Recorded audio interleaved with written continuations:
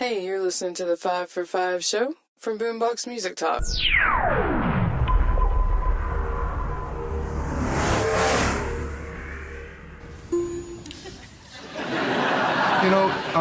You should think of my work as wordless sound poems.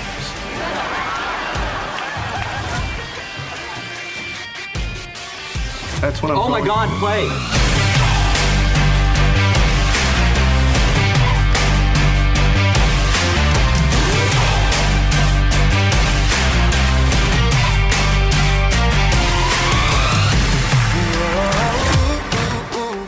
Welcome to Boombox Music Talk. I'm Mark. And I'm Krish. And today on the 5 for 5 show, we are celebrating big themes on small screens, right? This is going to be a lot of fun. Man, I'm so excited about this one.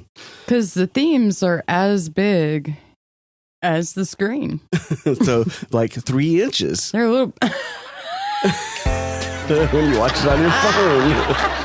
Do women know about shrinkage? What do you mean, like laundry? No. Like when a man goes swimming afterwards? It shrinks? Like a frightened turtle.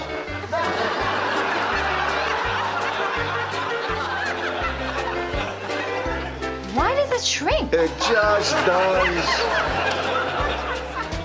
I don't know how you guys walk around with those things. No, I meant the screens that are in my head. Yeah. Well, I mean, but that's kind of what's fun about this is that,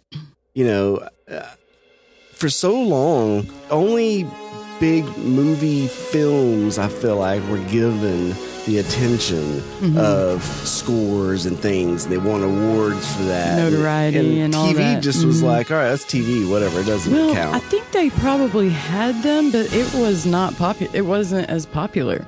But I feel like because the daytime demographic was a lot more limited, it wasn't as recognized or talked about, Yeah. Yeah. But with the age of streaming and so many things kind of moving that direction, there's been blurred all the lines and made everything, transparent, like visible to the whole demographic. Yeah. Well, I guess that and just social media, everything on the internet, being able to talk about things so people could hear. When we watched Lost back in the day, I feel like lots of us talked about the score and how great Michael Giacchino was, but we didn't have the internet. I mean, you had the internet kind of, but you didn't have social media like you did now to have those conversations. For sure. And hear the buzz. Yeah. And also, like, the focus was a little bit less on, it was more about it being just music and less about it being, because most people didn't really, or that, I had come into contact with, didn't really know who wrote it, just that it was badass, and so that was the main thought. That's true. There's a whole other age of that too, not just with the actual scores, but soundtracks and so much cool music coming from TV shows that people talked about now, and also the crossing of industries too, right? Like now these composers are not limited to just doing movies or just doing one.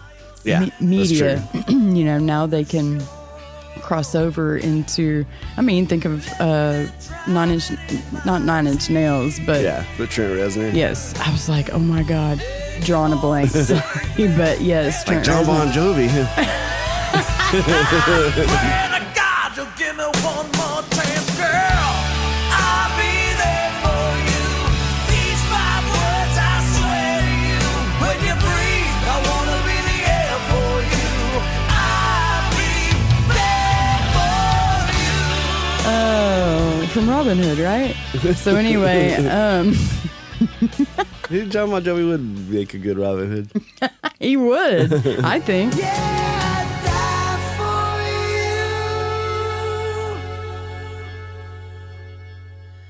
You know it's true.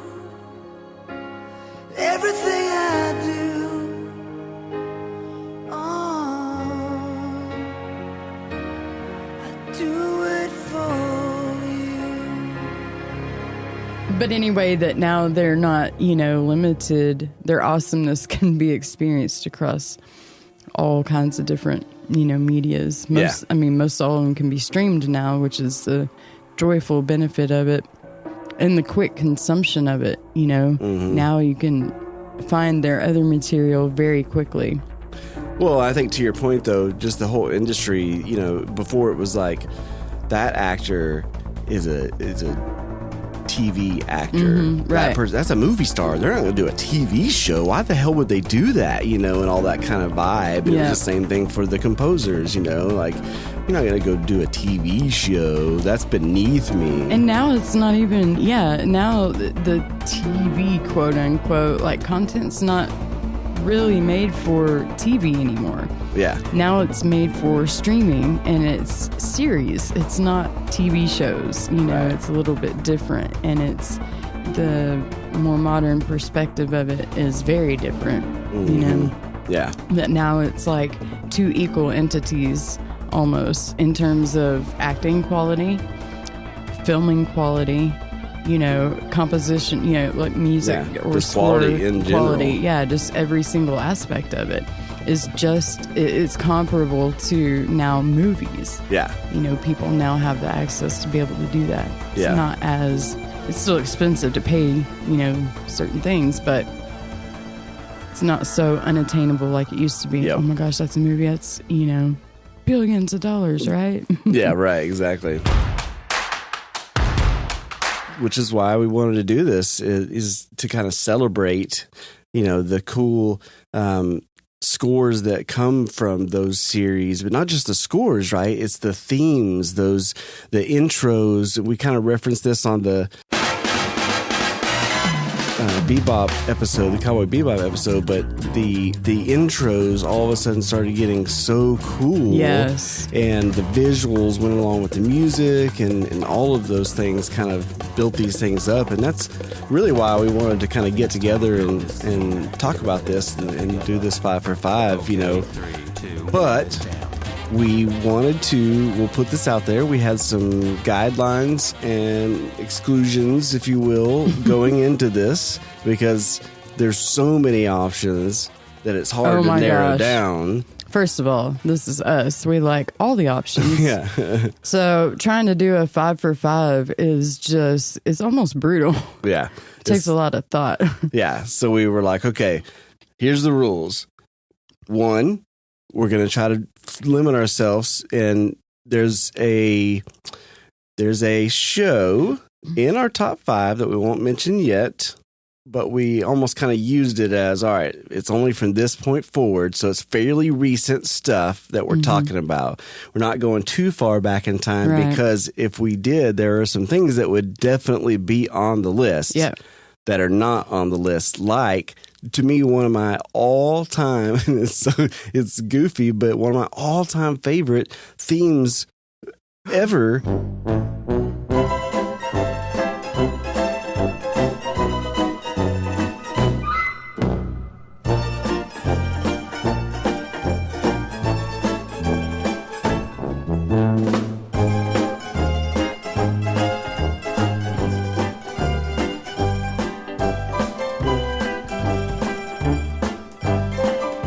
Is the Curb Your Enthusiasm theme.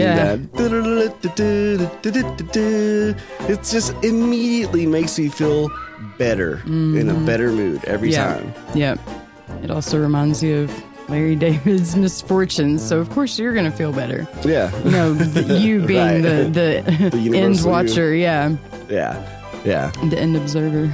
Yeah. Well, and when I was watching that show, my mom had passed away, and there was an episode in there where his mom had passed away, and all of a sudden, he was like, he was on the phone with somebody, and he had an event he was supposed to be going to, and he told them, and they were like, oh my gosh, I'm so sorry to hear that. Well, don't worry about coming to this event at all. And Larry doesn't want to interact with people, and he was like, oh my God, I can use this. And so he just started using that. Oh, my mom died, so I'm not going to be able to go do this thing. Can't help you move your couch. I'm sorry. I'm just. And so I identified with it a little bit, and that theme kind of helped me through that time period a little bit. When I would feel sad, I would just hear it, because you can't help but just kind of bob your head to it a little bit. It's sort of like the quirky song of acceptance, you know, because yeah. Mm-hmm. But also things like another one of my all-time favorites that I remember whenever the show first debuted, and I was like, oh my, it was just hit me so hard, is the Futurama theme. Mm-hmm.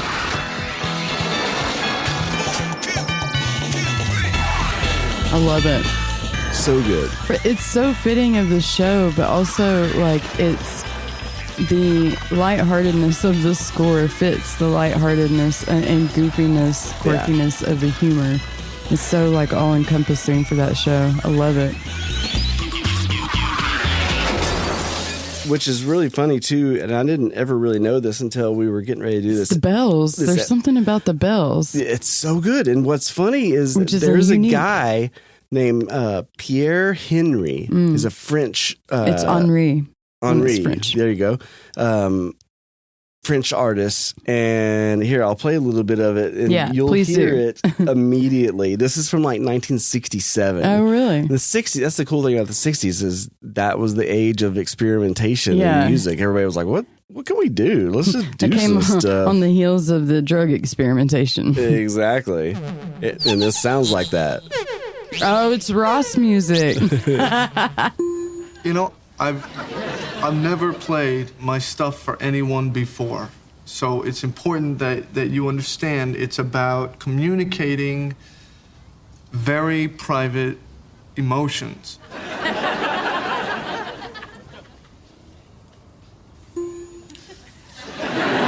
You know, you should think of my work as wordless sound poems.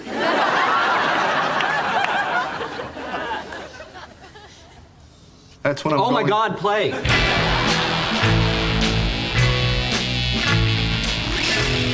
You can hear the Futurama theme right away. Funny. Yep. So funny. Those Never heard this. It is Ross music. And there's those bells. Yep. Oh, it sure is. So they basically took it. They speed it up a little bit, or they modified it some. Oh right? yeah. No, they redid it, but they did their own thing to it. Yeah. But it is very like similar. Yeah. Influence, you can tell. Which is really cool too, because you'll see when we get to some of the actual choices on the 5 for 5. Because if you think like of all those different sound effects, like there's breaking glass, there's like all kinds of weird. Yeah. Sorry, I was still listening. No, I mean that's exactly it. It matches that show so well that way, where it's just all kinds of crazy stuff going on at any moment. You never know. Mm-hmm. It's really cool of them to pick that out. And then the last one I'll mention that's an older one that totally would have been on the list as well is House.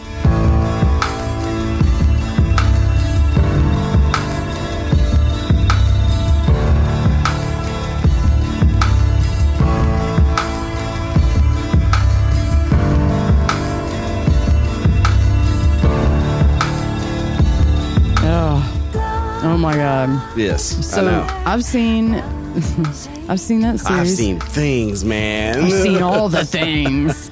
Well, that was House, though, you know. Like, I've seen that series probably 5 times at least. Really? Yeah. I just love it. It's so good. Well, it's such a unique series, you know. It is. It was, Yeah.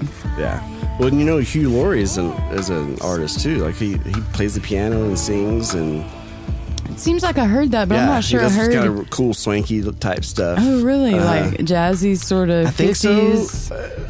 I'll have to pull in a clip because I can't jazzy insert clip swingy, here. maybe? Yeah. Because I can't remember exactly, but yeah, I think it's. Joshua fit the battle of Jericho, Jericho, Jericho. Joshua fit the battle of Jericho when the walls came tumbling down. Joshua fit the battle of Jericho, Jericho, Jericho. Joshua fit the battle of Jericho when the walls came tumbling down. You may talk about the bonds of Gideon. Lower key, kind of, you know. Isn't he like English or something? Whatever the appropriate term is, insert term he's here. something and not us. You know? He's something not redneck, okay? I remember the first time I heard him talk, though, in his regular accent, I was like, whoa, I was he shocked. does a good English. He does it like American impeccably. English. Yeah. I never, ever, until I saw him on one of those, I think it was like Tonight Show or some late show, and he was talking You were in like, his... wait, who's this? I know, maybe it was even Saturday Night Live, and I was like, hold up, did I hear that right? I wasn't even like looking at the screen and I heard it, but I turned around because it said Hugh Laurie, and I was like, who is this guy? Yeah, who's no this way. Hugh Laurie guy? Now let's find out who you really are.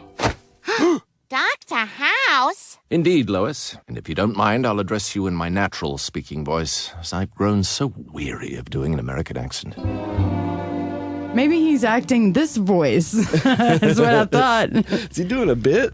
He's doing a bit. But you remember what that intro theme was, right? Yes. Yes. It was on my plate. Huh? Do you remember their name? Massive Attack. Yeah, there you go. I mean, I had a short-term love affair with Massive Attack for a while in my... Long-term love affair. I mean, there was an age there for a while where it was like you only had like Massive Attack, Crystal Method, Chemical Brothers, and Prodigy. And there was a few outliers, but those were like... Aphrodite was one. Juno Reactor. There were some artists, but those were the ones where it was like, I'm going to run these CDs to the ground. Dude, there was I'm going to burn else. them up in here. Yeah, no lie. Like, no lie. But that Massive Attack CDs. album, Mezzanine. Oh, so good. It was like a... It was flawless. It literally was like a trance. It like was. You put it on, you just it was sit one long there flow. for an hour. It was, hypnotized. Yeah. And that song... Or meditation. To me, meditating. was the best. I mean, there were some great songs on it, but that song just, there's something about it with that little... It's almost like a harpsichord or a 12-string guitar doing the little main melody pattern of it. And that... But the use of like, because that was when drum and bass was, you know, getting really popular. Yeah. And first of all, when that happened, I was like, oh my God, finally I have found my people. You know what I mean? Like drum and bass just, but then that was the precursor to all of the things I love now, like dubstep and trap and, you know. They helped pave the way for it. Yes, they did. But when that type of music started coming out, I was just like, finally, you know? Well, you know, I was just thinking about this. We did that A Moment in Time episode on, you know, pop culture, starting to focus on sound and stuff and the power of sound, how it can control people. That album was kind of that way because sometimes I would be listening to some of the songs on there and I'd have to turn it off because I would start feeling dark. It was heavy. It's dark. Like not dark in a necessarily murdery kind of way, maybe light murdery, but not like serial murdery. Yeah, but it's just definitely like can get you in a dark dark place. Yeah, in a dark corner. And sometimes you don't want to be in that dark corner. Sometimes you choose that corner, and it's great to put on, but you don't want to be in that corner all. You don't want to dwell in that corner. Yeah, exactly. So I mean, it was pretty heavy, you know, impactful, you know, saturated music, but it was super different. Big time. Really fun, you know, too. It was different. Because because it was so unique and different for us anyway, the first ones kind of experiencing it. You kind of had to analyze it though, so you almost had to take those opportunities of being in that dark corner to be like, okay, well, I might as well find some music that fits this moment, this mood. I know. Well, I'm glad. If we were young, if we had the music that our kids have now, back then, I probably wouldn't even be alive right now because I was so suicide-y. Well, just emotional. We were impasse and we didn't know what to do with that. We were that emotional with stuff that wasn't half emotional. I know. Half is is music now. Yeah, half is in depth. Yes. Now we didn't really know how to do that.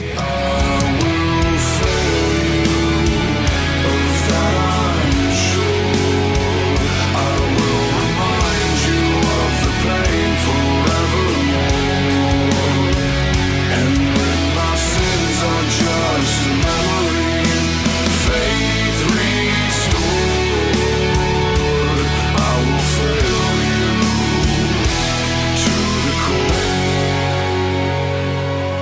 might be wrong, but my experience of it, also the cool thing about the house theme is I remember that being one of the early times of going, hey, that's a super cool thing that I know about that they used for their theme song. These people must be cool, you know, like they're using the same stuff that we like. I know. And I was like, I left my girl back home. I don't love her no more. And she'll never fucking know that. These fucking eyes that I'm staring at. Let me see that. and at the time, you know, of course, in my head raging, like, why has this not been done more? Yeah. Because there's so many songs. Now we know a lot of those songs have even been turned classically, you know, from what they were into a classical version or remake. And it's fucking amazing. Yeah.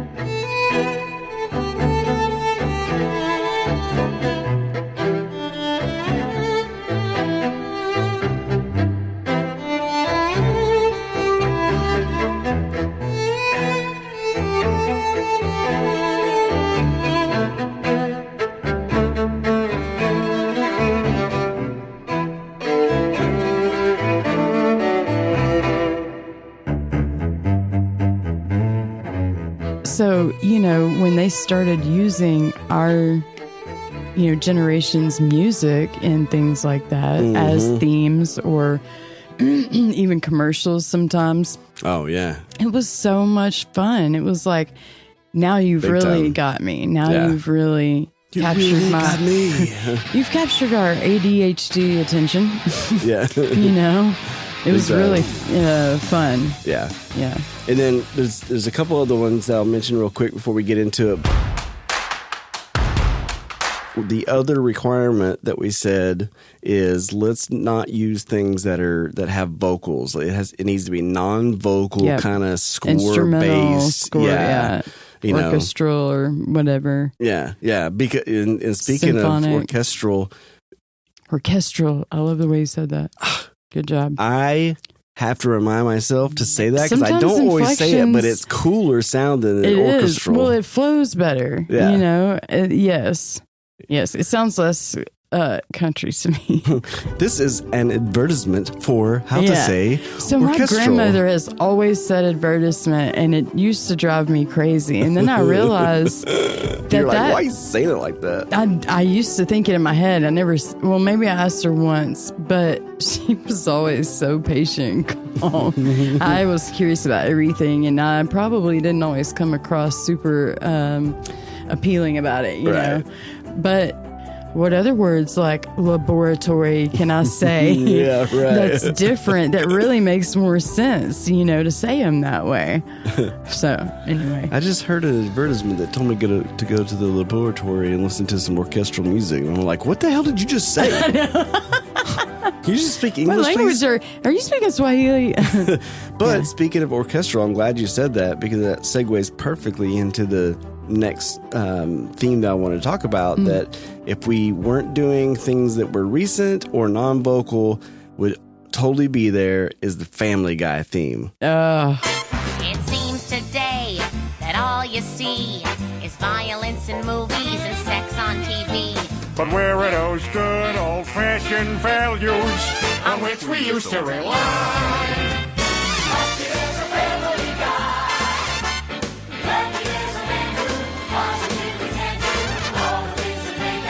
Laugh and cry.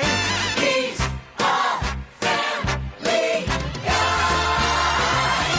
And that might seem kind of like a funny It's so pick, well, but it's like show tune kind of. So, but they use a live orchestra, yeah, right? Yeah, that was That's one so of the intriguing. most brilliant things that what's his name? Seth MacFarlane. Yeah, that they and whoever that else group, was yeah, in charge of production. that they did. They said, "Hey, we want to go use a live real orchestra for our It soundtrack." feels so different than an electronic compilation. Now, that's not to detract from any electronic compilations before or since, but it is definitely. I love to hear live music. I love to go somewhere and hear it in the raw right there, you know. Well, even when it's...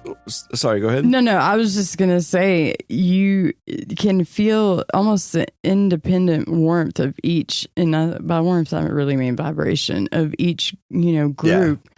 And it's so, you almost put it together, you know, you're the mixer at that point to some degree, right. You know. Anyway. Yeah, it stands out so much clearer, but even other, you know, some shows that will use it, I'm pretty sure they used it like close to anyway a full orchestra, and that's one reason why it sounds different too. It's not just like a piece together. Like a lot of shows will just do like a small like a smaller. But even their little segues that go to the next scene.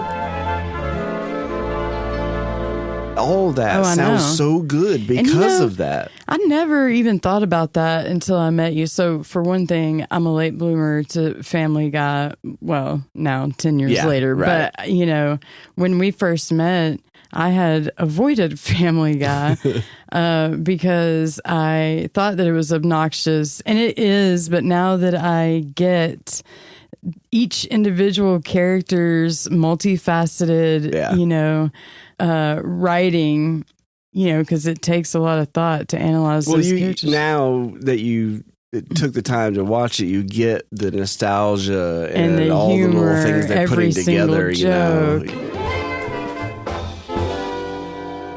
Kids, where's your father? He left a note. If Van Halen calls, tell them they rule. What? All units, this is dispatch. We've got a red station wagon blasting Panama and being awesome and partying and being rad. Not in my town, dispatch. This is Officer Stickbutt in pursuit.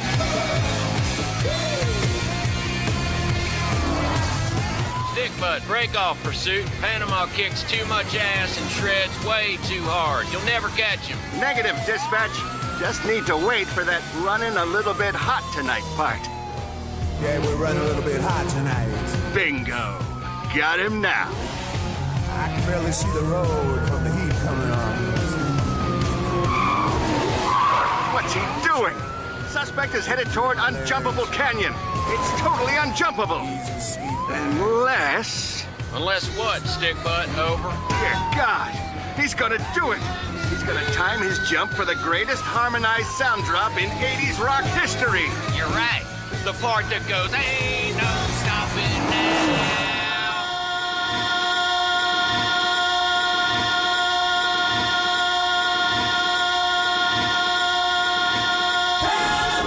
Damn it! What happened? Get off this channel, Joe. Come on, I want to be an outside cop. And just the level of animation, but then also the music. Like, I didn't realize at first that it was orchestral music. I thought it was, you know, I thought maybe some of it might be live actually recorded probably individually in the studio, you know, as like, a piece here and then it was pieced together later or something like that. You know, I wasn't even really sure. But when you told me it was like, you know, an orchestra playing all together, like that's a pretty impressive feat to me. And again, Walter Murphy. What a detail to consider. You got to give it up to him too, because it's one thing to just go, okay, we've got an orchestra, but the writing is brilliant, and that song is just an example of that. And speaking of, you know, the vocal based ones that it's and comedy almost, the show Peacemaker.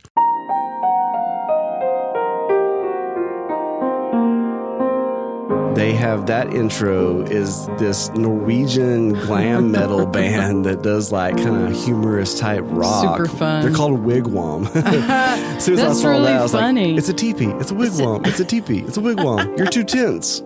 That's funny. John used to always do that joke. But their song, Do You Want to Taste It? I do want to taste it. Let's give it a taste.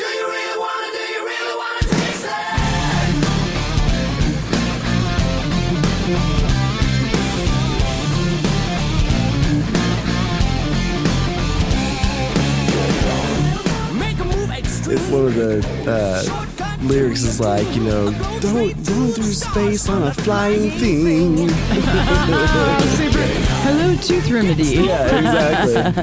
Hello, General Store. But when I was watching that song was just so addictive.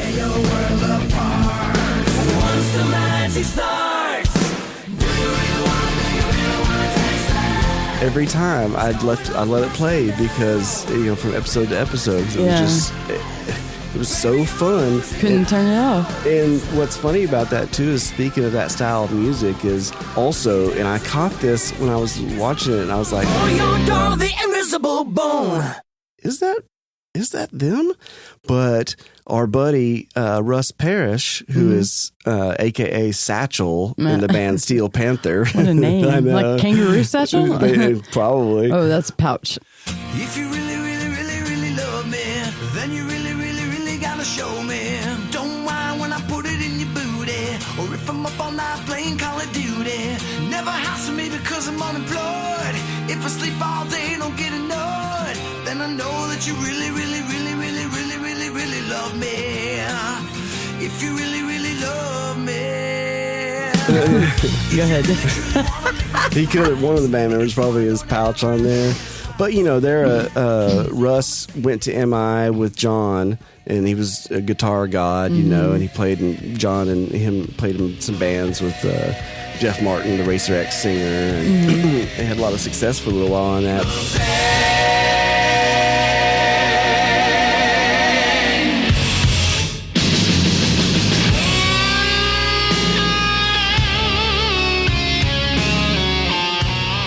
John was out there with him in those early disco cover bands, and then all of a sudden the 80s hair band cover bands started coming out, and Steel Panther just blew up, and they really how popular took it. That became. Well, I mean, hell, 20 years later, they sell out stadiums, they tour, they put out their own albums that are like parody rock, but they had a song on there. Yeah, it was the season finale, the opening song on the season finale, and I was like, that sounds like Steel Panther. And the whole soundtrack is that kind of fun rock anyway. And I looked up, and sure enough, it was them. That is so funny. Yeah. I was like, 6 Degrees, man. It's so funny. I can't wait to try to have.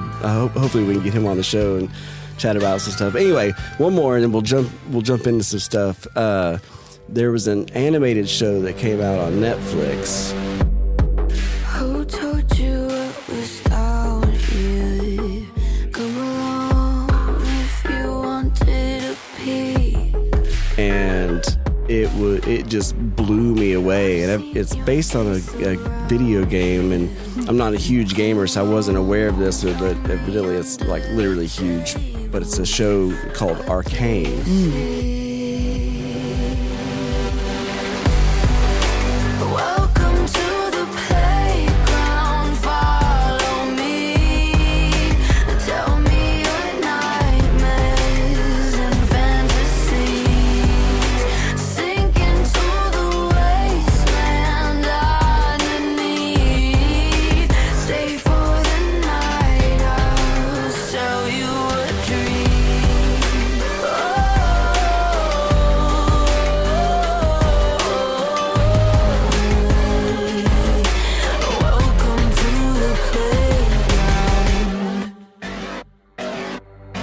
Really great art, storyline, badass, all that stuff. But the intro is by Imagine Dragons. It's a song called Enemy. You know the one I'm talking about? I think you have it as well. And I love Imagine Dragons just already. I remember when they first came out with Unstoppable or whatever that song, I can't remember what it was called. Well, they had several songs on that first album that were just ridiculous. They were. First things first, I'ma say all the words inside my head. I'm fired up and tired of the way that things have been. Oh, ooh, the way that things have been. Oh, ooh. There was a couple that Kira and Gage used to listen to all the time. Yeah. But even when they first came out, I remember us being like, there's something with this band where they just have, I think you called it this nice tight sound. Yeah, they have a tight sound and it's consistent, but not in a boring way. It's super really rhythmic, good. Yeah, rhythmic, great melodies. But, it's really captivating. Like it grabs you in. It's like, hey, do this thing with us. You know? Yeah. Like have this experience with us. It's very yes, intimate. that's a good way to put it.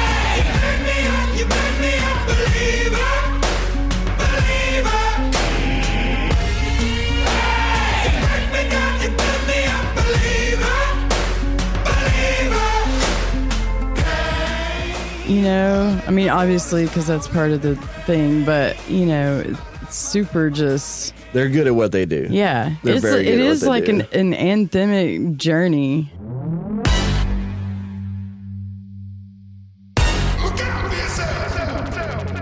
You know, Absolutely. which obviously fits with our journeys just in general, but... And I would absolutely, that would have been on my top 5 for sure. Yeah. Because I just think it's a fantastic song. Yeah. But it's a song, Yep. and that's not going to fit Doesn't the fit criteria. our criteria for today. Yep. And then lastly, real quick, I think I said lastly before, but You did. we went on to talk about these, but I just wanted to mention real quick, some of these might have been in there, but we've already kind of talked about them on previous episodes, right? Yeah. The Cowboy Bebop theme, we did Yeah. the whole, if The you jazzy- guys haven't checked it out, Jazzy, maybe. Go check out that episode, Deconstructing Cowboy Bebop, and in there we talked about the Bosch theme. Yep. That one was super good, the Kata Ghost band. Yep. Oh, I love them. Yeah. Which I had discovered through another show. Yeah, a through different Blacklist, show. right? Mhm. Yep. Which also had a lighter, I think, jazzy theme because the main character of Blacklist was like he was liked jazz. Yeah. What is his name? Mm-mm. What's the actor's I know. name? I'm sitting here. I can picture his face. All I can think of is Kevin Spacey. Oh my gosh. Robert California.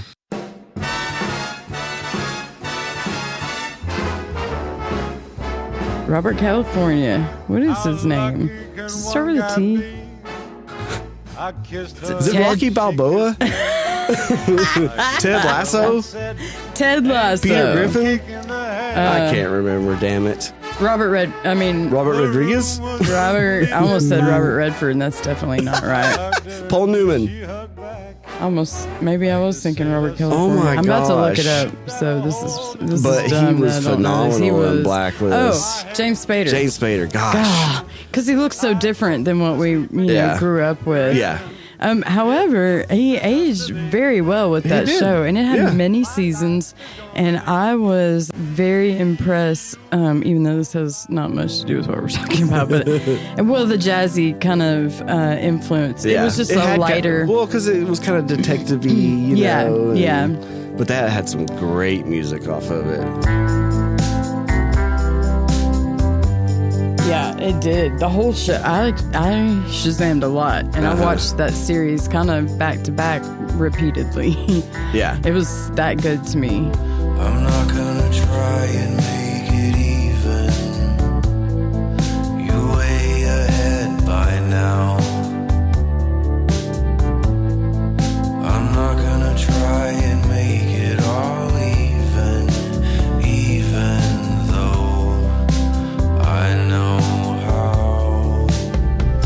And everyone thinks I dodged a bullet, but I think I shot the gun. It was so good. Well, and our family, it was so funny because after that, our family learned from that show that if you nod yes while you're talking to somebody, you can talk them into a lot of stuff. Whenever we're always like, this, I can't think of an example, but sushi sounds good tonight, doesn't it? Oh, You yeah, just kind of well, shake your head at the never person. used That that, person's like, well, yeah, I know, that's probably not an example, but you know how he Talked did me that all the into it. time, no matter what he was saying. Oh yeah, you he was believed very what he was easy. saying. He was what do they call that? Charismatic. Yeah. Very charismatic in that way. Yeah, kind of a killed soft-spoken it. way about him.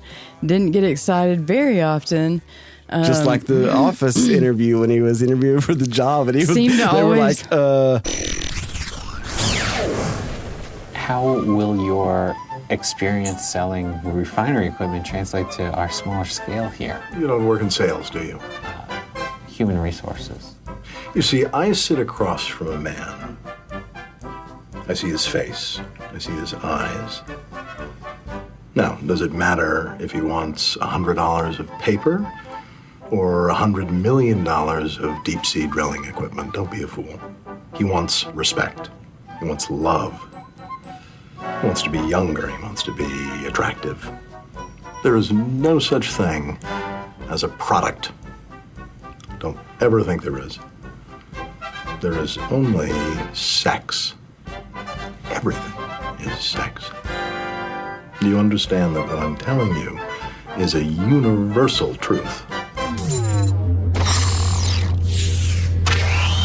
Yeah, I think he's brilliant, or whatever they say. Yeah, he's a genius. He just took the CEO's job or something. Like, he talked her out of her own job. Her own job. He talked her out of her own job, and I don't really know how someone does that. So, and then the last one on the Bear McCreary episode that we did, Power of Sound episode, Black Sails. Yeah.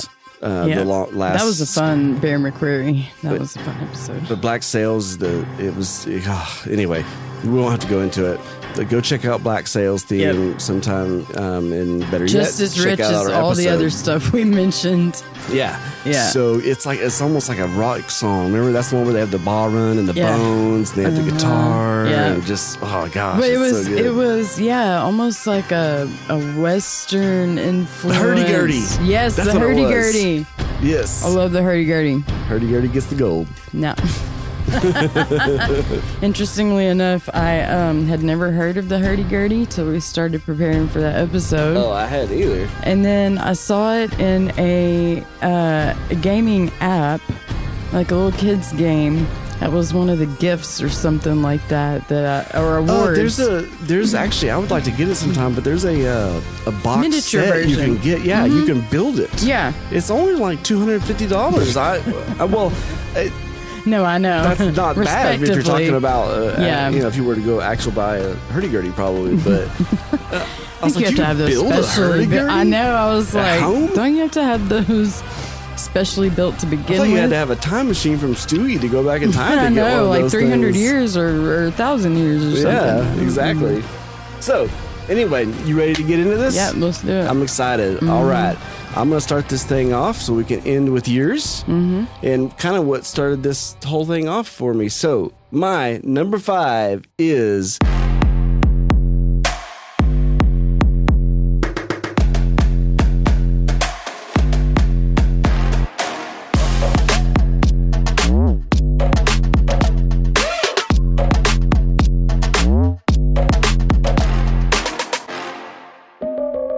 The Fives, Severance by Theodore Shapiro, and Westworld by Ramin Djawadi.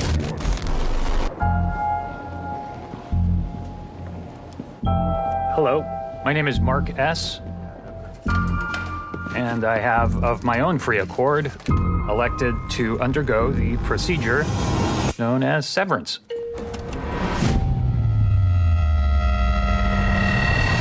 My number 5 is Severance. Severance. I'm in. Severance, if you all listening aren't familiar, it's a Ben Stiller produced show, actually, which is kind of funny because he's hit and miss with me. Yeah, same. But it is brilliant. It's this kind of very retro kind of show where these people can have a procedure to cut off basically their memories. It's an implant. Yeah, and when they go to work, they are almost a different self, or they don't have memories of their outside life. They're a different facet of themselves. Yeah. They are their work self. Yeah, they call them their innies and outies. Oh yeah, innies and outies, like belly buttons. Yeah, basically.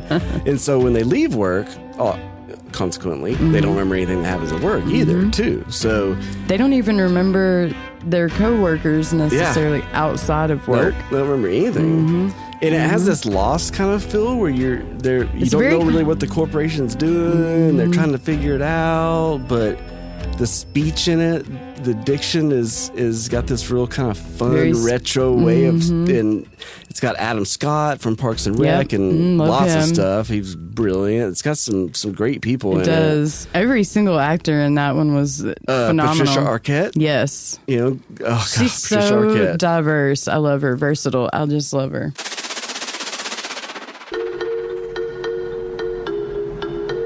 Amid the chaos of that day, when all I could hear was the thunder of gunshots, and all I could smell was the violence in the air, I look back and am amazed that my thoughts were so clear and true, that 3 words went through my mind endlessly, repeating themselves like a broken record. You're so cool. You're so cool. You're so cool. Yeah.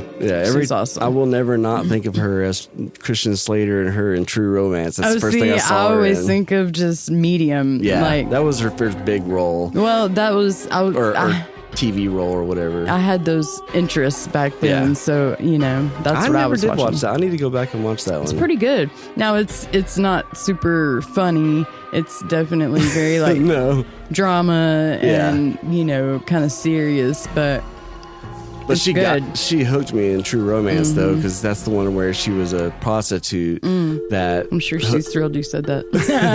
hooked up with Christian Slater in it, and then they fall in love, and he tries to kind of rescue her from that world. They tries go on to the save run. her. Yeah, and that's how I was when I was younger back then. I wanted to save. I still am. Save everybody. Yeah. But the themes in it is, well, actually, we're going to take a break, and I'll remind everybody out there, definitely head over to our YouTube page where you've got this, all of these, the media and music from the episode. But if you want to hop over there, take a listen, and, well, actually, you'll be able to listen to it here because I'll layer it in. Ha ha ha. Oh, really? Well, how could you do that when I've already come at you with this? But we're going to break. We're going to take a listen, and we'll be right back.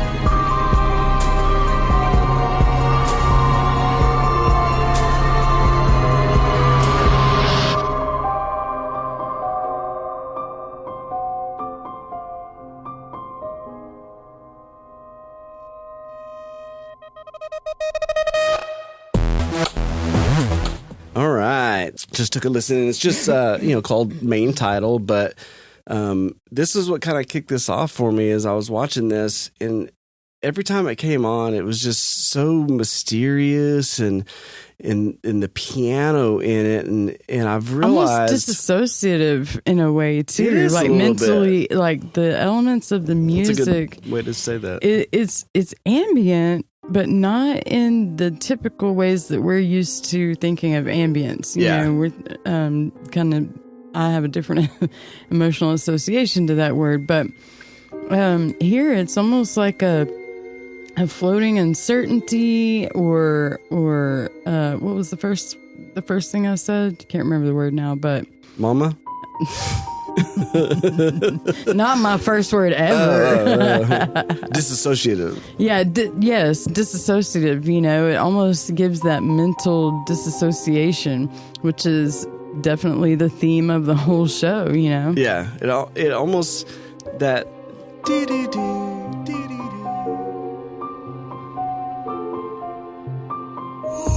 It almost has this like, wait, I know where it's going, but I don't. Mm-hmm. Like I should, but I don't. And that's kind of how they are in that. Do they know that we know?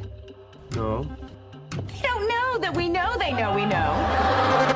Kind of like shifting reality. Like, is it shifting now or was it shifted then? Yeah. Well, and carries you along those shifts, And one of the things that I was like, this is really cool because you all will see as we go through this list is I'm so happy that there's in recent years, I say recent, 10, 15 years, but that's recent when you're our age. Yeah, exactly. But there's so much more focus on the piano again. You're hearing it come up more and more in things now. And some of the more raw instruments and not necessarily, raw and sort of original. Yeah. And not necessarily always done digitally or electronically, Yeah, this return to classical almost. You'll hear that in some of the pieces. Yeah. But modern classical. Yes. Which I love classical music, don't get me wrong, but that's all the classical that I've heard over the last 30 years of my life. And so to hear this more modern, and even the conversion of some of our modern, just regular, songs, other genre songs into a classical format.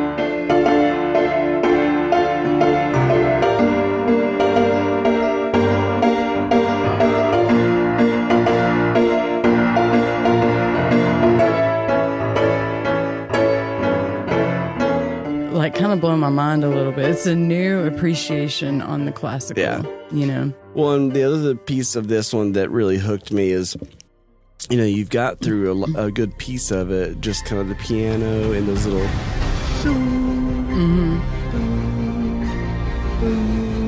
Almost like you're falling down the hole of not hip, like anesthesia almost, Yeah, and you're kind of, like you said, you're almost waiting for that ball to drop, and then halfway through it, or maybe 3/4 of it, you hear that bass that kicks in, that...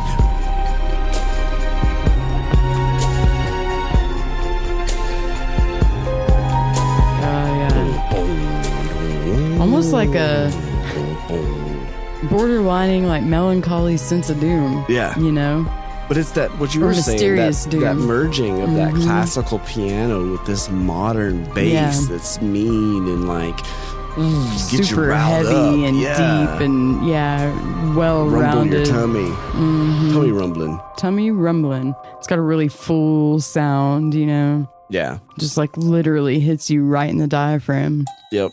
Well, and the fun thing about that one is it had a pretty good variety, but all of it was rooted in this kind of retro piano, unknown kind of feeling. Because the whole, even as you're watching it, it's almost like you can't determine what the time period is. It is retro. They have retro kind of, some of the cars are older, but some of them seem they might be newer, but not new. Yeah. And even the outfits that they wear, they're very, kind of retro. Yep. Simplified types of outfits. And so it's really, it almost puts you in an unknown, floating, mysterious.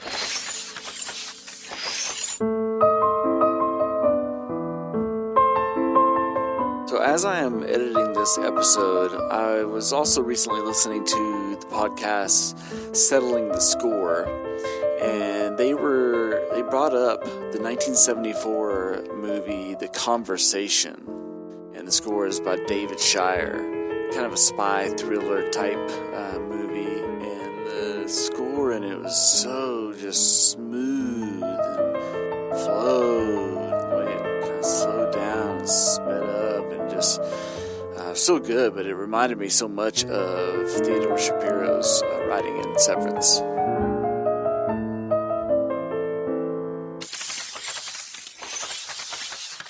Well, and for those people that when they're in the corporate setting, they don't know. They almost don't even have any idea of what reality is outside of that. So it's whatever they outside of their role. Like they have this one thing where when they do something really good, they have a pancake breakfast no, the celebration. Waffle breakfast. Yeah, waffles. Yeah. The waffle, yeah. And it's a waffle experience. They come in, they have this retro music playing, they're all dancing around, and then one of them is like, they get the fruit, the fruit reward or whatever. Yeah. And so it's always melon balls or something.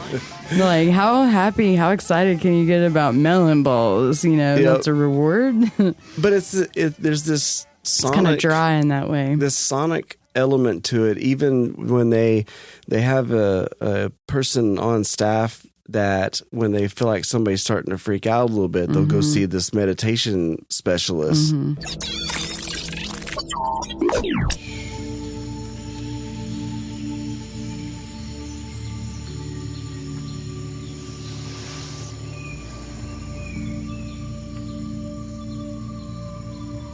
All right, Irving. What I'd like to do is share with you some facts about your outie. Because your outie is an exemplary person, these facts should be very pleasing. Just relax your body and be open to the facts. Try to enjoy each equally. These facts are not to be shared outside this room. But for now, they're yours to enjoy. And she's got this real, obviously, sweet voice, you know, and it's all just kind of that ASMR, relaxing meditation kind of vibe to it that I thought was a really fun piece of it. Because it's all about almost mental kind of control. Transient, yeah. You know, they go in, whenever they're in trouble, they go in and they have to repeat. They sit almost like we're sitting in a solitude environment. And I can't remember the guy's name, the African-American guy, but he'll tell them to read this statement where it's them saying, you know, I am the only one that can be found guilty of, I have to, you know, it's all my fault or whatever it is, you know, and they have to repeat it like over and over. So that's brainwashing, by the way. Yeah, no, exactly. Totally. And that's the whole thing is kind of that way. That's what it's all about. It's brainwashing. And so that the music in it really captured that for me. And so it just kind of stuck with me. Yeah. And it definitely, the music was definitely, though every independent moment of that show, the music exactly exemplified what was going on. Yeah. You know, you could almost hear just the music and imagine, you know, what is happening. Yeah. Yeah, and they had some good pieces in there where it would really exemplify that innie and outie, like kind of going back and forth. There was one piece. The tipping of the balances. Yeah, I can't recall the name of it. I'll insert clip here. Yeah, right.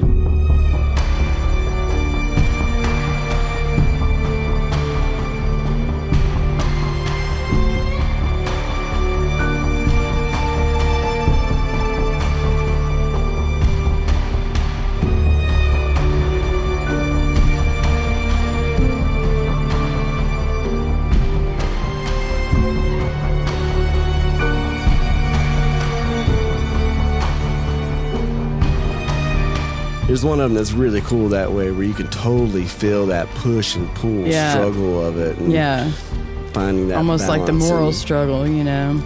And last thing I'll say about it on my side, at least, is Adam Scott knocked it out of the park. And I love now that you're starting to see, well, not now, it's been a while, but there's so many more people now that are coming from comedy but kind of backgrounds into these serious roles. Yeah.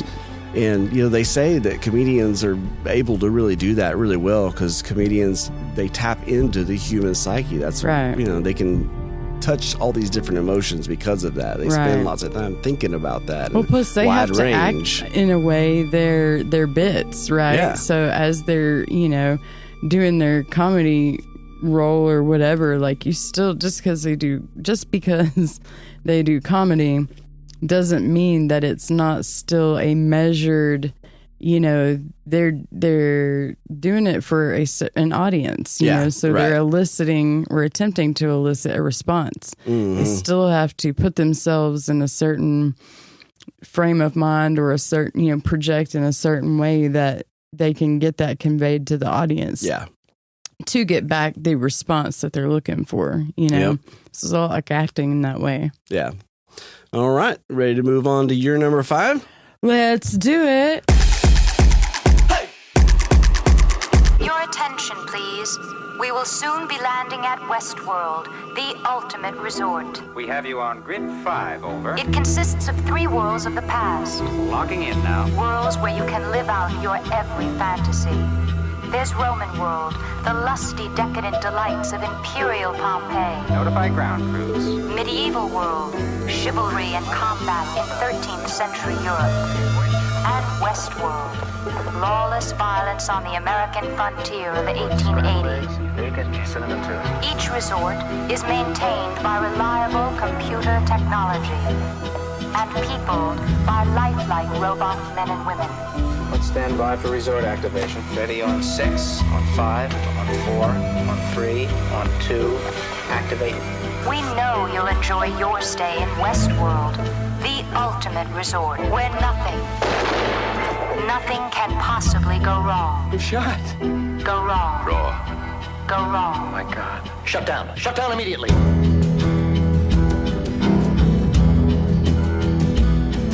All right. My number 5 is... Wait, what? Is that main title theme? Is that a pretty common thing for... Yeah, a lot of times they won't have an actual name of the song. Okay. It's just the theme for the show. Yeah, okay. I always look forward to the actual names. But Yeah, I know. It's a little lackluster in the creativity in that department. But Westworld by, what is that? Ramin Djawadi. Interesting. Okay. I would have gotten there eventually, but thanks for the help. Yeah. So it's main title theme. Oh my gosh. This one hit us hard. So hard. Like a ton of bricks, really. It was so like, let's get on this train. We're going to carry you by notes. Yeah. And instruments. And it had a lot of simple elements, but it also had a lot of really complex emotions.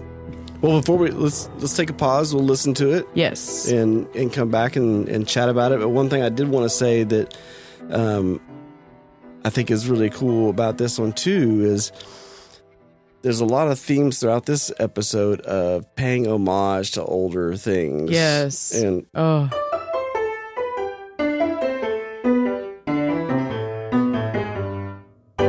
Westworld was that was a movie before in the 70s, I think. Oh, was it? Yeah. I didn't know. And it's a Michael Crichton book, actually. Oh, really? Yeah. That makes sense. That totally makes sense. It does, doesn't it? Yes. I did not know that either. I haven't actually ever watched the movie. I've seen bits and pieces of it. We should watch it sometime just to see. But, I think a lot of people probably understand what it's about, but basically... I don't know. Do you want to explain kind of? Yeah. It's really kind of fits into the whole like AI, AR, augmented reality. But it's like a modern Western. Well, it's modern world versus Western augmented reality and robotics, or what do you even call that? Like biomechanics or something? Yeah, androids almost. Yeah, but it's the... and I guess Android kind of almost depicts a type of intelligence, and they're not supposed to really have that conscious piece, but they start to develop that. Almost like an AI does. Yeah. And so, they start out as, it's kind of like an Android. They have code. They're, operated by certain scripts. And they build a park where people can come and attend. It's the people's fun park, basically. Exactly. It's the escape from the modern real world, which supposedly, I guess, it suffered some kind of, was it like... post-apocalyptic. I don't know if it actually was that as much as just kind of dystopian a little bit. Yeah, dystopian. Yes, dystopian is probably a better word. Yeah. Anyway, it was very, very fun. The approach and the creativity. Anthony Hopkins. Ugh.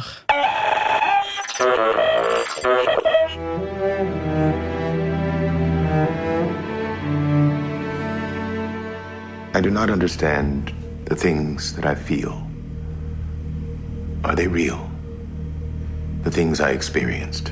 My wife. The loss of my son. Every host needs a backstory, Bernard. You know that. The self is a kind of fiction for hosts and humans alike. It's a story we tell ourselves, and every story needs a beginning. Your imagined suffering makes you lifelike. Lifelike, but not alive. Pain only exists in the mind. It's always imagined. So what's the difference between my pain and yours? Between you and me? This was the very question that consumed Arnold, filled him with guilt, eventually drove him mad. The answer always seemed obvious to me. There is no threshold that makes us greater than the sum of our parts, no inflection point at which we become fully alive. We can't define consciousness because consciousness does not exist. Humans fancy that there's something special about the way we perceive the world, and yet we live in loops as tight and as closed as the hosts do. Seldom questioning our choices, content for the most part to be told what to do next. Well, no, my friend, you're not missing anything at all. And so we live on. A piece of our soul survives in everyone we have ever encountered. That soul fragment is the strongest, most recognizable in the people who loved us. This form of life after death is one we can all relate to, whatever our religion. But is there some other resting place for the soul? Does our consciousness just shimmer out of existence in our last moments on earth? Is the soul nothing more than a network of neural processes, something that one day can be recreated in a machine? Or does the quantum state of our brain get reabsorbed into the universe at large? Scientists believe they are finally getting close to solving this puzzle, even though they passionately disagree about the answer.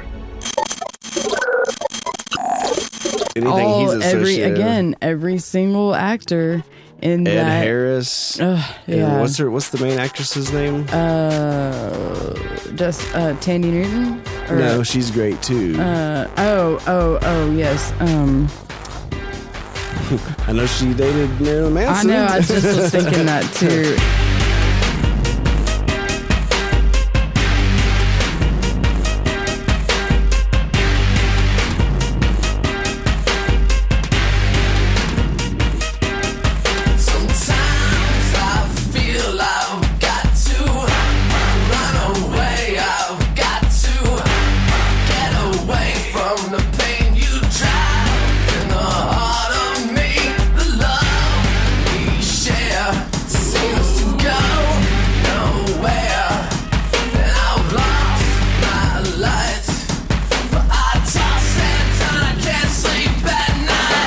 And it's a 3-name. I think it's 3 names, right? Sure. No, it's like I feel like it's like close to a guy name or something.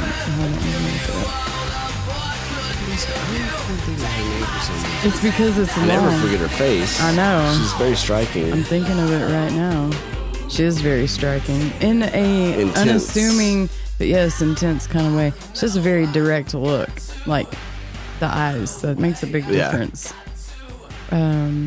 Anyway, so it sort of, then those lines start to, Evan Rachel Wood. Evan is a guy name. Yeah, that's probably why it's hard for us to think of it. Although she wears it beautifully, but yeah, Evan Rachel Wood, and she's phenomenal. Like I've even, caught up on some other things that I didn't realize was her in those roles. Well, and that was a show that, you know how some actors, we've talked about this before, that win you over and you first see him, you're like, I'm not sure you're that great. And it always depends on the role and all that. And it was the dude, I can't remember his name either, but the dude that played Cyclops in the X-Men movies, but he's the love interest in the first season. Remember the cowboy guy? The dark-haired guy? Yeah. Every time I think of him in X-Men, though, I can just remember the scene with him and, oh my gosh, I can't think of any names. James Marsden, Teddy. Talking about Teddy? What's his name? James Marsden. I'm not sure I ever knew that. He's the one that played in Dead to Me. Yeah. Right? And he that guy? And he's super funny and quirky in that. And it's a very different role than what we see him here. But I hear that name a lot, but I never ever associate it to that face. Every time I think of him in X-Men is when he interacts with Wolverine. Hey, it's me. Prove it. You're a dick. Okay. That's how he knew it was really him or whatever. But anyway, all right, well, let's pause. Let's take a listen to the Westworld theme, and we'll be right back. Let's do it.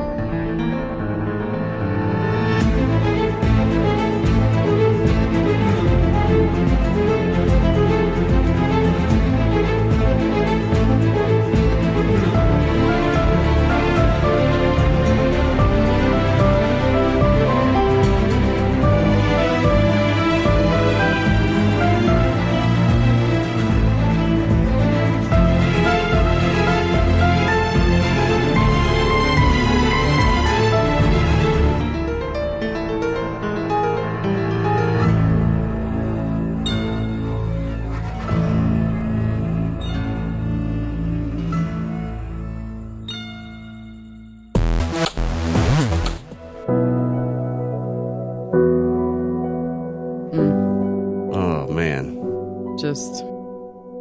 Do you even have to say anything after that? I mean, it's just so all-encompassing. This is your pick. I'll let you go first on this. I mean, it's just it's a soft embracing of the unknown of what's about to come. Definitely a sense of doom in that one. But then at the end of that theme, it's almost like, or I guess kind of in the middle, it gets kind of chaotic for a second. Like, everything's up in the air right now, you know? Well, and it brings in that super classical element there, where it starts doing that little descending pattern. Yeah. And then after that, when the regular music kicks in, it still carries that on with the strings of that. It's just, talk about paying homage. It's that blending of the old and the new so well in that theme. It is. And it also, it sort of gives a foreshadowing of the breaking up of the different scenery, too. It almost like different parts of it represent different sceneries in you know, within the series. So it's really definitely a very... it's emotional. It's very emotional, but it's very descriptive. It tells the story through it. And that type of theme, not just the song or the score, but that type of theme basically encompasses like all the music throughout. It has that very classical, you know, some of it's kind of got a saloon. Yeah, it's very Western classical mix of things. Right. And well, speaking of the saloon, sorry to interrupt, but one of the things I know that you really loved about this, again, paying homage to things, is that in the saloon, the piano would always play modern music. Yeah, so I have they a would few do covers of it. right now that I can't even tell you. Yeah. One of them was Heart-Shaped Box, right? Yep. And then, hold on, let me bring my shit Heart-Shaped Box from Nirvana. I think they maybe did a Radiohead song. Oh, didn't they do Creep? They did Wicked Game, Wicked Game by, yep. I didn't remember think that one. one may be in the last season. I can't remember. Might be. Hold on just a second, because I had it just... Well, while you're pulling that up, even just the way it first starts is like just the octave on the piano, the low piano. Like, you're in forever. It's always cool. Yeah, it is. No matter what. But it's like an announcement. Like, here we go. We're about to go on this ride. I know. And to me, the melody, though, you can tell, like, Ramin just has this just such a grasp on the ability to create these good melodies that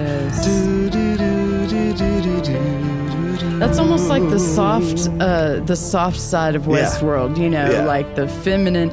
So it's almost like the feminine side versus the masculine, but with, you know, both of those being within the females because there's a very strong female presence in that show, which is really fun. It's, you know, all the different personalities, quote unquote, that these AI essentially adopted. And speaking of the visual element, I mean, that intro is almost might be number one. I mean, it's just so good visually to match with the music. They even have some of the piano pieces being played, but it would definitely be, I think it's my second, but only because one of our other selections, one of my other selections I'm not going to mention yet, preceded it, and it was sort of the beginning of those real intricate, long visual fun intros. You know, they were using that space of credits and things like that wisely by incorporating the music, the themes, the complex intros that were, I mean, I couldn't look away from them, even though they were, I mean, not the same every time, because I think that some of them changed from either season to season or episode to episode, but they were just, I mean, beautiful.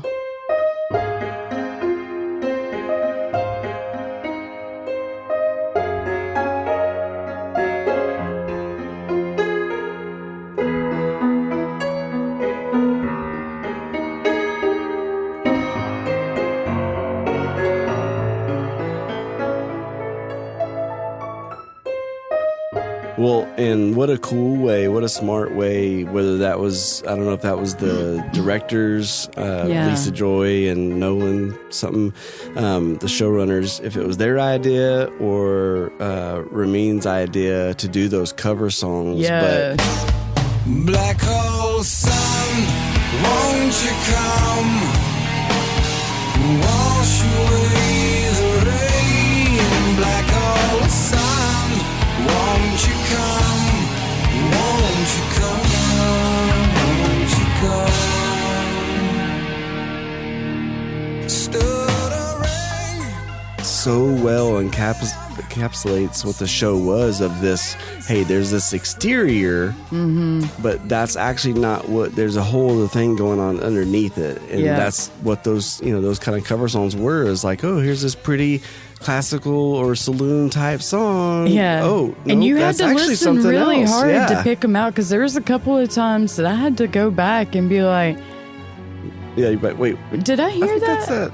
Yeah, I think that's something else. I was also impressed with myself, because I was like, I can't believe I was able to pick that out. Like, with everything else going on, in the scene, that was almost like an afterthought. And it was so good. When I caught on to that, I was like, now I have to go back through the episodes and try to figure out how many of those songs there are. Yeah. And there's a whole playlist. We'll definitely include that, because it's... Yeah, there's several of them.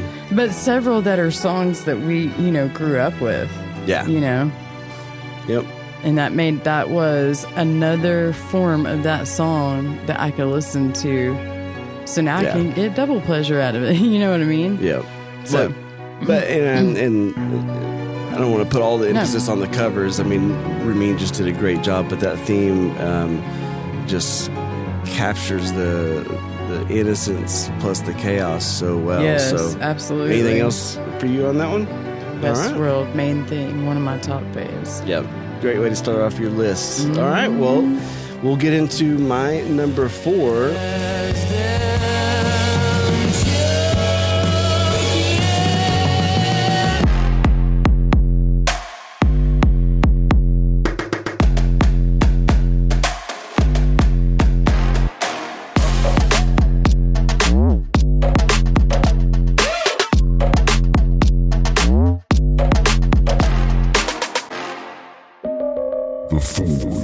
Final Space by Shelby Mary and Stranger Things by Kyle Dixon and Michael Stein.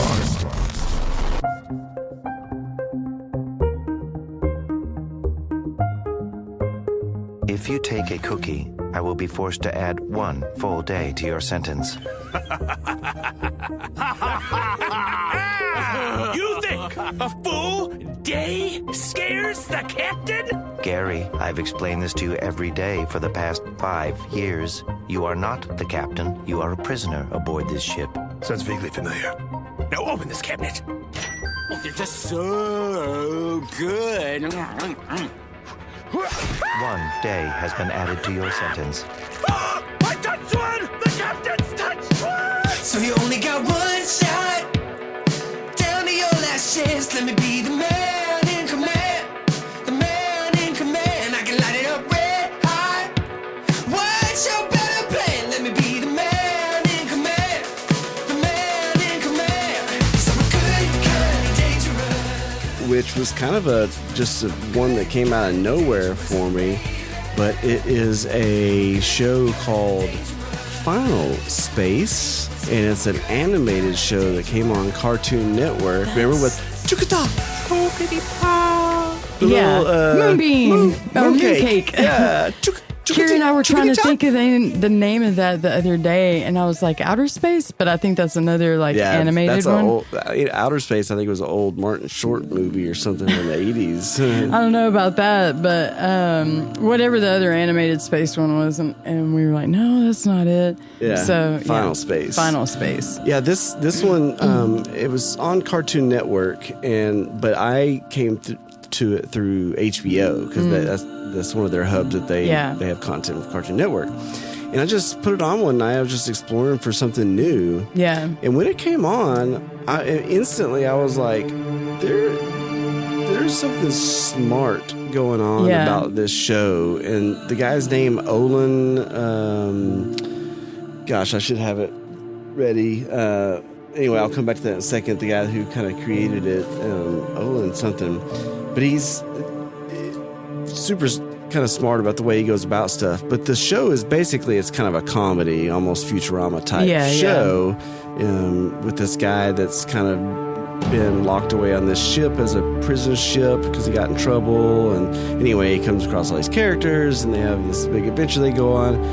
But what I thought was so good about it and what hit me in my soul is the music. And not just the music, but it would have these tender, sweet, or deep and meaningful kind of scenes going on in the middle of this kind of goofy comedy show, you know. And so anyway, we'll take a listen to it's just the main theme for this is called Final Space, but it's kind of a twofer a little bit because there's the intro theme called Final Space that we'll talk about.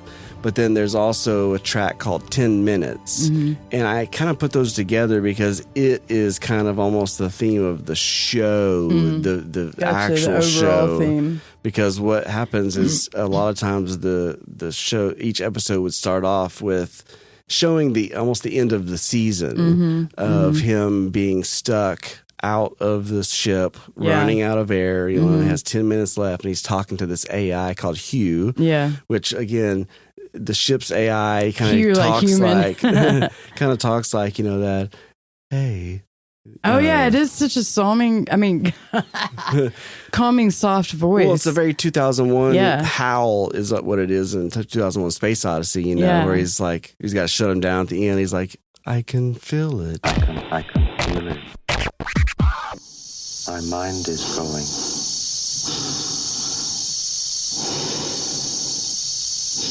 I can feel it.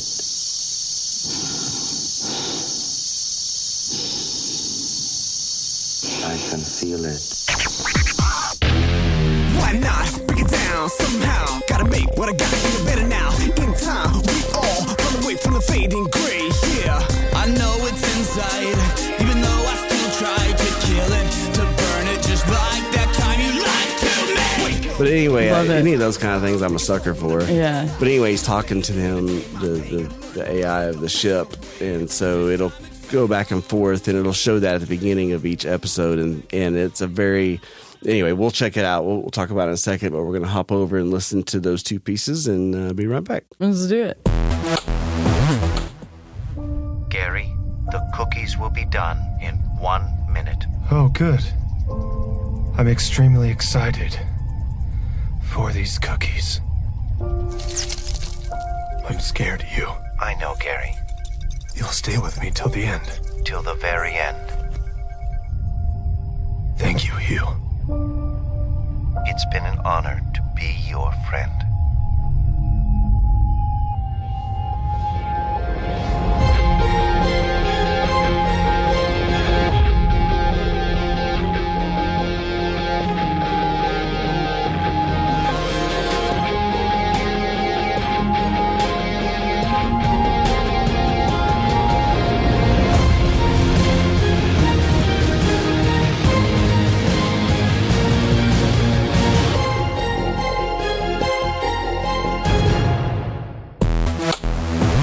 All right. That was awesome. Well, so two things. One, in terms of just the actual intro theme with those strings, and it has that electric guitar that comes in. And I think you mentioned, you know, it's very Star Set, right?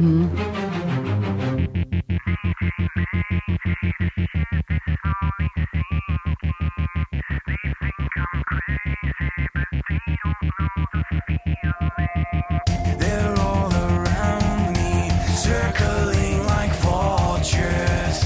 They wanna break me and wash away my colors. Wash away my colors. Take me high and I'll sing. Oh, you make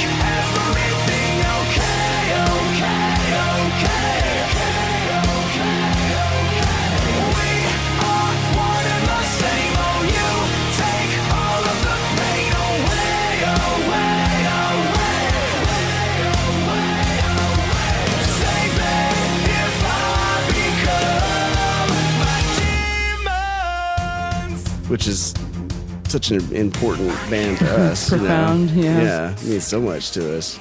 But then we said, like, similar in ways to, like, the interstellar kind of theme, Arrival. What was the other one we said? Oh, Martian, The Martian. Yeah.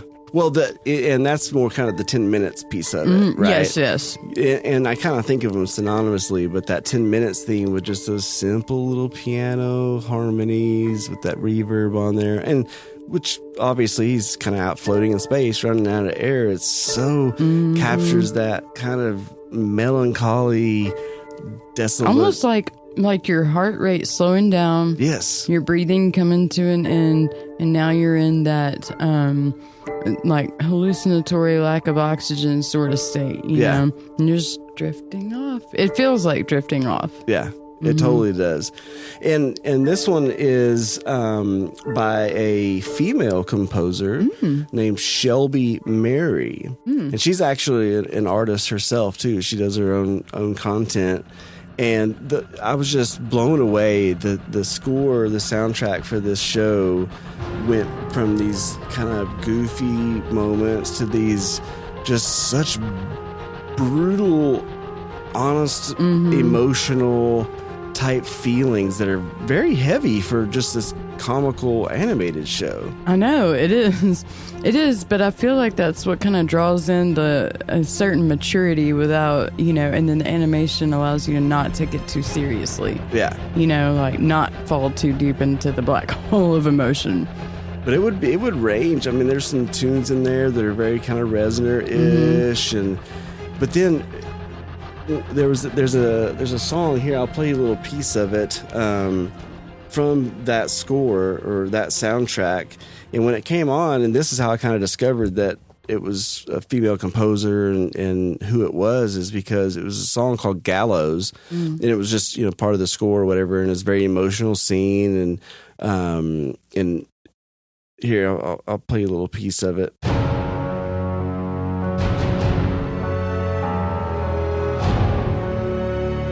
Descending piano pattern.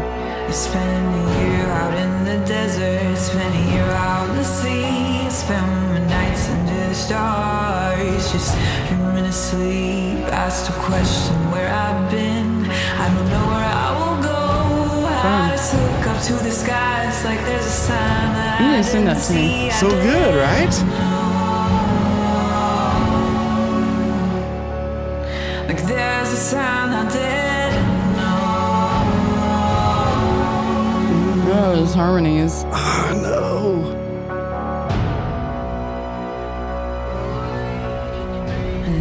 And I'm like, okay, this is a animated comedy goofy show on Cartoon Network. And it's with amazing music. Yeah. Music that when I was growing up, if I would have heard, I would have been like, oh my God, I got to find out who that is right now and go try to go to Hastings yeah. and see if I can locate it somehow. Yeah, totally. Because it was... Yeah.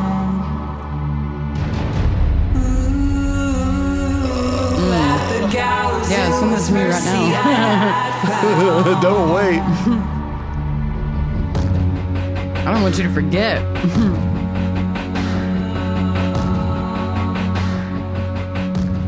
Do you have the playlist already? You can just send me the whole playlist. Yeah. But and there's several pieces that's her singing, that's her. Oh, really? Yeah. She has a nice voice. Very nice. And she does the whole score, but, and that's, for so long, I feel like it was just male composers. And now that there's a push for more equality in Hollywood and media think about now. it. It's a different perspective. Why would you not want to bring that in? And you know what? It's really brought a refreshing element to... Refreshing is the word I had in mind. Yeah. To, everything, now, all of the content. Yeah. Yeah. It's so fun to start seeing that. And specifically with composers, I just didn't... regular artists, you get just a lot of females out there. That's going to happen by natural, evolution. But this is an element that not a lot of people really, think of outside of what they're watching at the moment. Yeah. It's not something they really analyze that often or, or even realize that impacts their emotions throughout the show, when really it writes your emotions for the show, essentially. Yeah. I mean, yes, your visuals and yes, the acting, but the music... It's subliminal messaging on how to feel. It is subliminal messaging. That is exactly, kind of what it is. It entwines its vibrations into you, and those create the emotion that is expected of you to feel by the creator. Yeah, absolutely. So anyway, that one kind of came out of nowhere for me. I wasn't even expecting to add it, but once I came across it, I was like, wow, this just... I was even surprised, too. I was like, really? That's an interesting selection. But once you start digging in, man, it is just top-notch writing. Can't emotional. Wait. Yeah, very Can't minor. Wait to play it in my car. Be surrounded by it. So good. So, we are down to your number 4.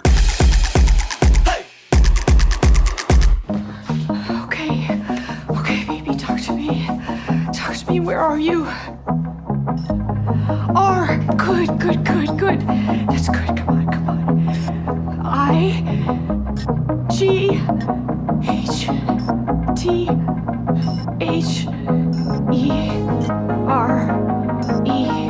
Right here.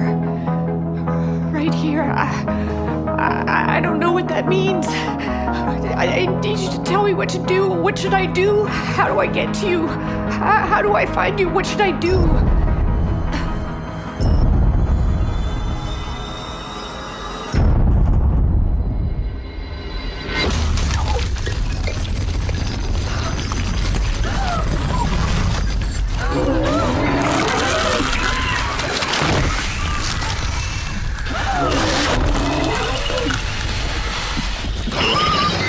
Stranger Things.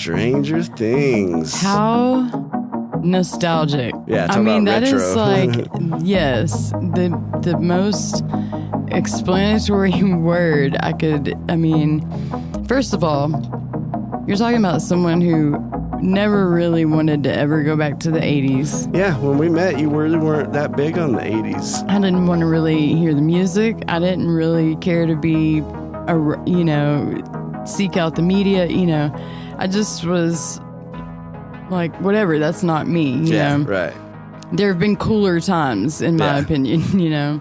That was my thought at the time. And when Stranger Things came along, I found a new appreciation for the nostalgia of the 80s, man, because it took me literally flashbulb memories, back to times with my great grandmother, or just outfits that we wore, or how the family dynamics were at the time. Just so many. I mean, obviously the props, they did a phenomenal job putting that all back together the way that we remember the set it. Design. Mm-hmm. Yeah, set design. But even the acting was phenomenal too. But the music, man, was definitely not only reminiscent of that time with the slight modern, flair, but definitely very embracing of the moments, supporting those moments that are happening throughout the show. Like perfect. You couldn't have had a more perfect, score built or composer. Yeah. Yeah. Yeah. Well, and I want to say that this wasn't that pretty early on when that show hit, was right about the time where you started to feel this shift of everybody starting to revisit the 80s and bring things back, and Ready Player One. Yes.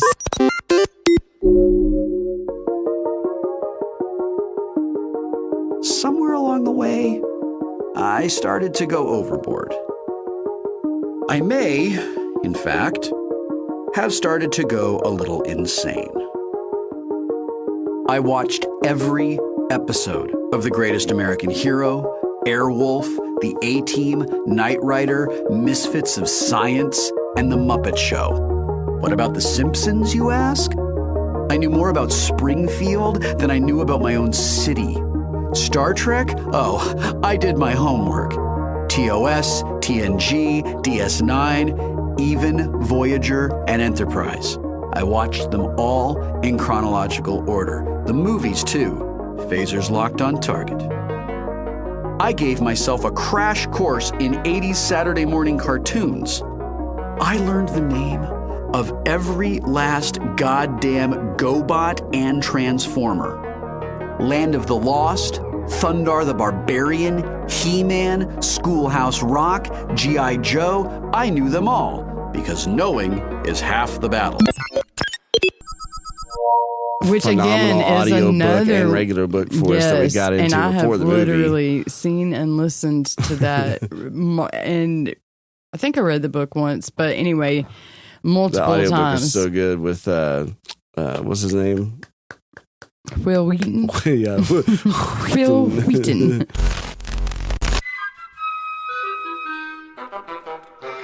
You know, I think you should all be nicer to Will Wheaton. The way I treat my colleagues. Wait, what?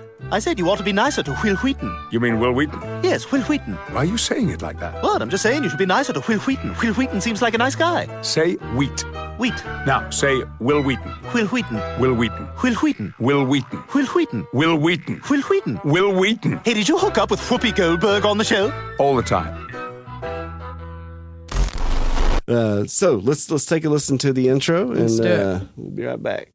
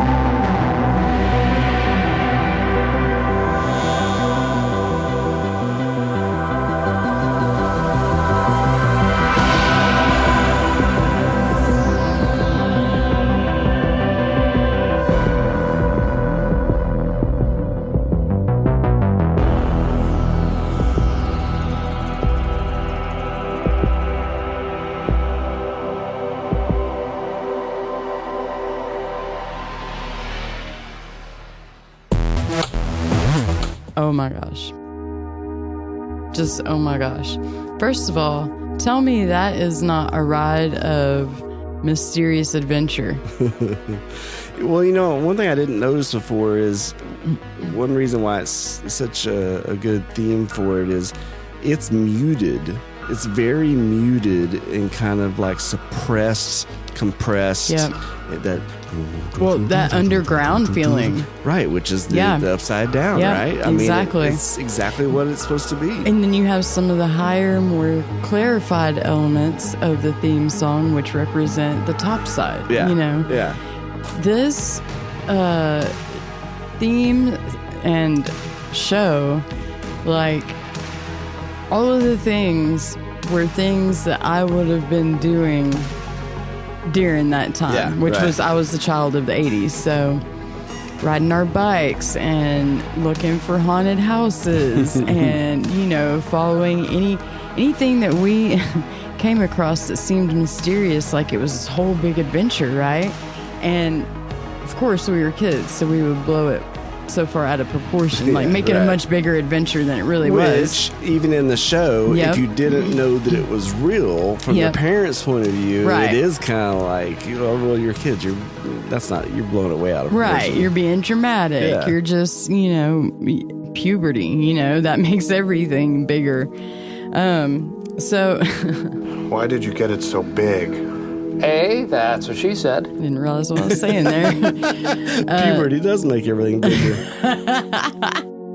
So it was a very, very fun reminder of a lot of the good things of my childhood that I had kind of suppressed, actually, in a way.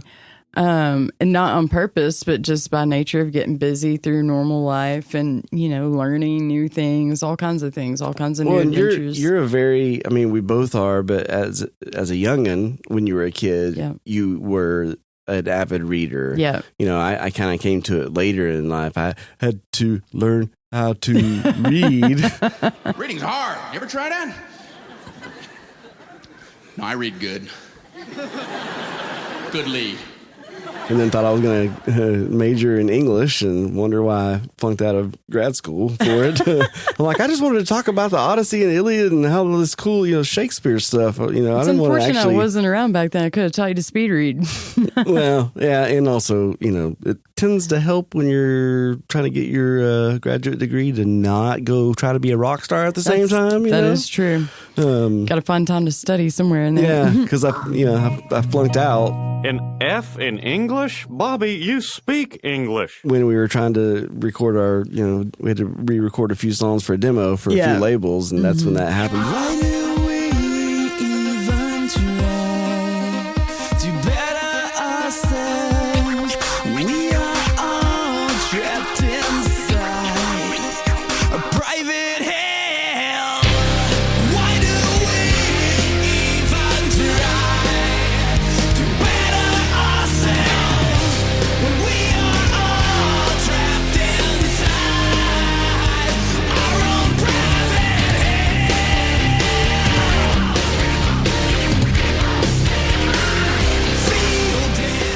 But anyway, you were an avid reader, and it's so like very Stephen King-ish, which I read a lot of back then. Yeah, it just captures that feeling. That combined with like, oh my gosh, no names are coming to me today.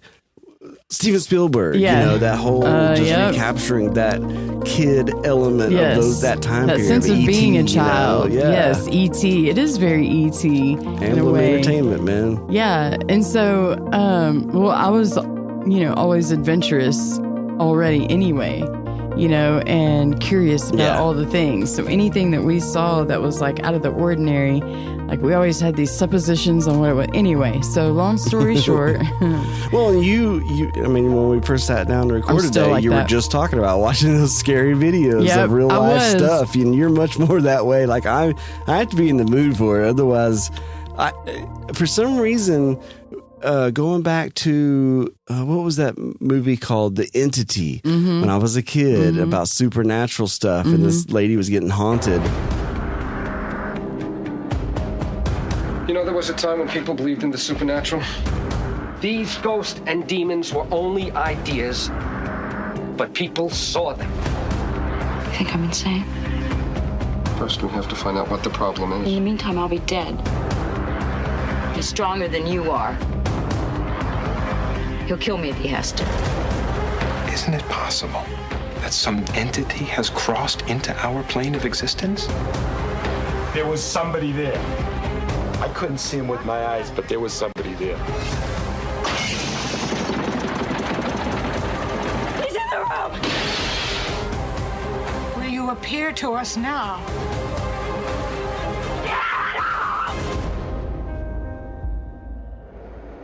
It's my decision What, to stay sick? to stay alive.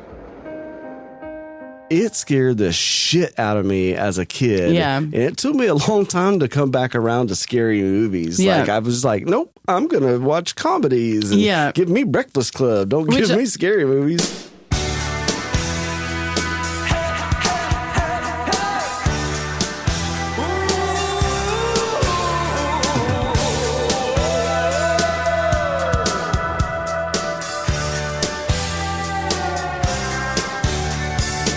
I don't blame you. I do get myself a little freaked out at times. But you welcome it, though. I do seek it out. Sort of, I guess, in a way, thrill seeking. But I'm fascinated by it, so I try to study it. Like I like to study things. So if I'm looking at it from a more scientific perspective, less emotional, then it doesn't bother me as much. You know? But if I start, of course, letting my mind wander, then I'm like, I gotta but sleep it's with the lights really on for a week. fun to analyze from a scientific point of view, like that book we read from David Wilcox. The source field investigations. And putting it in a real world context profound. of like, hey, there could be poltergeists in the sense of, energy just being left over from a traumatic experience of somebody dying for some reason that could leave it in this loop of energy that keeps doing that. And that's why a lot of the, hauntings, it's the same thing over and over. And So that helped me kind of like start analyzing things from a practical point of view. Now I'm super, I wouldn't say I don't go seek it out like you, but I find it fascinating now, you know. Right. And so those were the types of adventures that, you know, we would seek out or make up stories about. I was too scared. I remember me and one of my childhood friends one time when my parents are gone, we were watching TV and Brett had a drum set in the back and we heard like clear, like a snare pattern. Yeah. And really probably what it was is maybe an animal, or, stick probably just fell and hit it. Rolled off or something. Yeah. Oh my God. We both looked at each other like, and we went outside and we rode our bikes the rest of the time for like 2 hours until our parents got home. We were scared out of our And that's the minds. thing, though. Like, it's different if it's happening in your house, but like outside your house, you almost have that mindset that you have that shelter to go to. Yeah. So we would go seeking adventures. We probably would have been way more freaked out if that had happened right, where we sleep. But the theme does a great job of not giving you too much. Yes. You know what I mean? Like some of the things and not being too we'll heavy. talk about are pretty big, but it's just kind of stays in this pocket of anticipation. Anticipation, mystery, and still has that kid-like element about it because, I mean, the story revolves mostly around a group of kids. There's a couple of adults, but, who are in there in and out regularly, but the vast majority of the storyline revolves around the kids and what they're pursuing or finding or making plans about. That was another thing, like, plotting to do things. You do that a lot as a kid seeking adventure. So, that was just one more fun element. So that theme really supported, even though those sound like a lot of elements, the theme sort of helped simplify it and support it and carry you along with it through the whole show. I mean, I had that same feeling. Yeah. Well, and they did a good job. I listened to, so it's a couple of guys named Kyle Dixon and Michael Stein, or Stein? Stein, probably. That I almost think they were from Austin. But I listened to it on, I've mentioned it before on the episode we did with John with the musical tendencies, the podcast called Art of the Score podcast. And they did an episode on Stranger Things. They're hilarious. I love them. Yeah. If you're looking for a good podcast to listen to about music, they do a great job breaking this down. Yeah, they you should know throw a about, link in our pages. Absolutely. About that kind of stuff. But they don't know the electronic side as much. So they brought... Interesting. And I can't remember the girl's name, but they brought this woman in that knows the electronic side of things, and she would kind of walk them through and explain what they were doing with the score. Right. And they were very much like analog, almost like you see with Glitch Hop.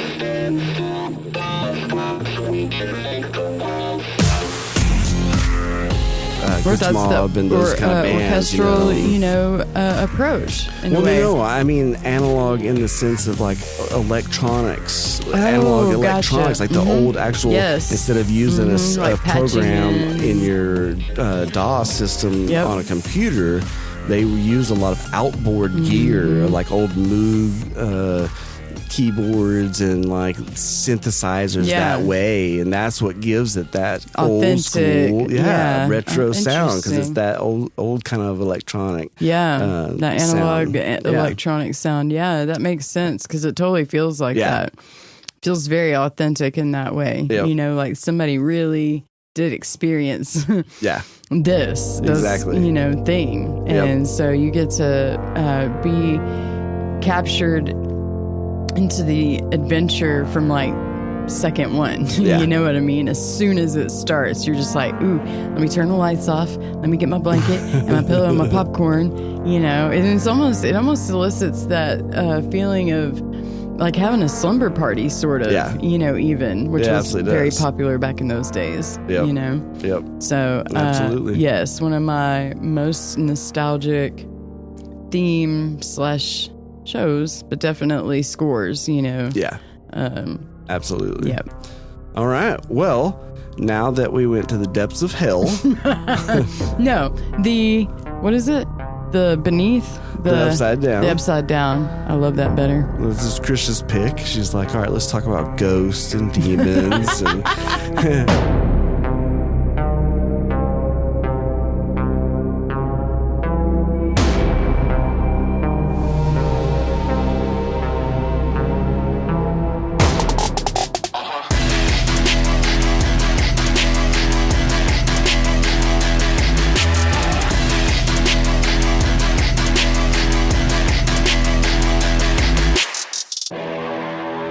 Thank you all for listening. We hope you enjoyed part 1 of Big Themes on Small Screens. We're looking forward to part 2. This has been a really fun chance for us just to kind of we're talking about paying homage, and we're paying homage to that transition from the big screen to the small screen, just how much cool stuff there is now. Just so much within the intros. You're not even talking about the actual. Yeah, we haven't even gotten to the content of the actual shows themselves. Like, not much. I mean, yeah. So yeah, this is just getting started. Yep. We have many more to come. Yeah, exactly. So for Boombox Music Talk, I'm Mark. And I'm Krish. And we urge you to enjoy the journey. And stay zen.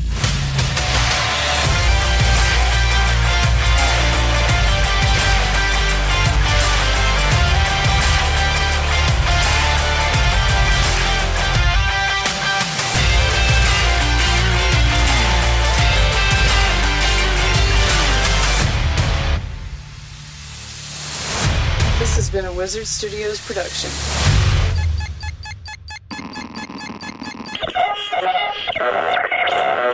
An old friend once told me something that gave me great comfort, something he'd read.